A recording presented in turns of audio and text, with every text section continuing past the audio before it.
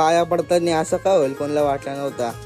सकाळीच आमची स्वारी निघलेली return connection टाकायला, म्हणून चाललेलो दुकानात, तर दुकान बंद होता. म्हणून वेस्टच्या डायरेक्ट ईस्टला आलो.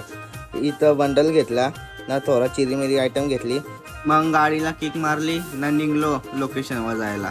इथं लोकेशनवर आलो तर समोरच्या बिल्डिंगवरून आपल्याला या बिल्डिंगला वायर खेचायची होती. आज पप्पाला काम सांगला तर पप्पा फक्त इथं भटकाचं काम करतात, बाकी काही नाही. मग पप्पानी काम करायला घेतला ना, मी जरा आरसन शायनिंग मारत बसलो. सगळे वरती काम करत होते आणि मी खाली बसलेलो.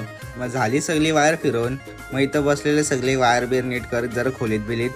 मग घेतली दादा सावी जॉईन करायला वायर जॉईन केली ना. यांचा इथं काय चाललेलं काय माहीत, काय मस्ती करत होते दोघं, काय माहीत काय झालं यांना.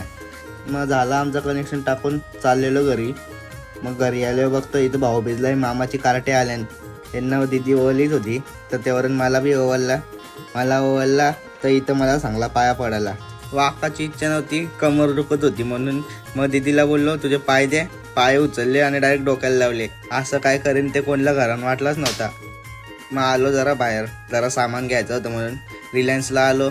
रिलायन्सला बघता होतं इथं नाही भेटला, म्हणून आलो डीमार्टला भेटला, पण इथं आवरी मोठी लाईन बघून डोक्याची वाट लागली. मग रातचे उरलेले जरा फटाके होते ते वाजवत बसलो आम्ही. मग यो भाई जाता आता अनुभवाचे बोलून गेला. बोलतो या अगरबत्ती अशी कानाने लावायची बोलतो, म्हणजे मच्छर जवळ नाहीत.